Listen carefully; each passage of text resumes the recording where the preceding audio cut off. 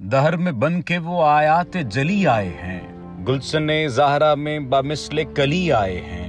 لو آج ہو گئی تکمیل پنجتن غم، جہاں میں آج حسین ابن علی آئے ہیں۔ فاتح جہاد اکبر، آبروئے رسالت، محسن انسانیت، سلطان کربلا، آقا و مولا، سید الشہداء، سید و سردار جوانان بہشت، حریت و آزادی کے علمبردار، اسلام و قرآن کی سربلندی و سرفرازی کے پیغمبر، سبط رسول الثقلین، علی و فاطمہ کے دل کا چین، عالم اسلام کے نور عین، امام عالی مقام سیدنا حضرت امام حسین علیہ السلام کا یوم ولادت نجف ٹی وی کی طرف سے سب کو مبارک ہو۔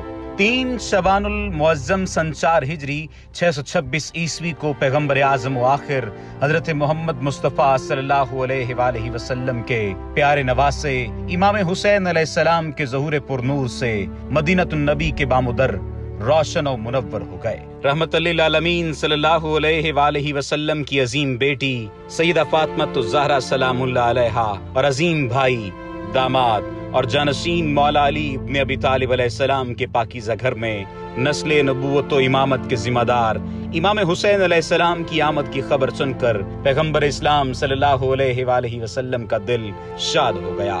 آنکھیں نواسے کے دیدار کے لیے بے چین ہو اٹھی۔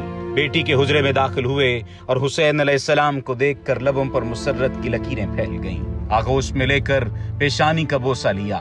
جبرائیل امین نازل ہوئے، خدا کی جانب سے خدا کے حبیب کو نواسے کی مبارکباد پیش کی اور کہا، اے اللہ کے رسول، خدا نے بچے کا نام حسین قرار دیا ہے۔ نام سنتے ہی مصطفیٰ صلی اللہ علیہ وآلہ وسلم کی آنکھیں جھلملا اٹھی، بچے کو سینے سے لگا لیا۔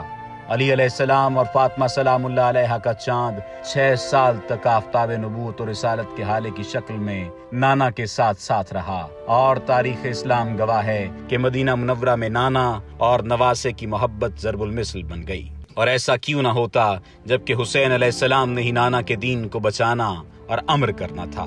اسی لیے تو رسول اللہ صلی اللہ علیہ وآلہ وسلم نے فرمایا کہ حسین مجھ سے ہے اور میں حسین سے ہوں۔ دنیا تو مشکلات میں کہتی ہے یا علی، اسلام نے کہا تھا مصیبت میں یا حسین۔ السلام اے دست حق باطل شکن، السلام اے تاجدار ہر زمان، السلام اے راحت دوش نبی، السلام اے راکب نو کے سنا، السلام اے بوترابی کی دلیل، السلام اے شہباز لامکاں، السلام یا حسین ابن علی علیہ السلام۔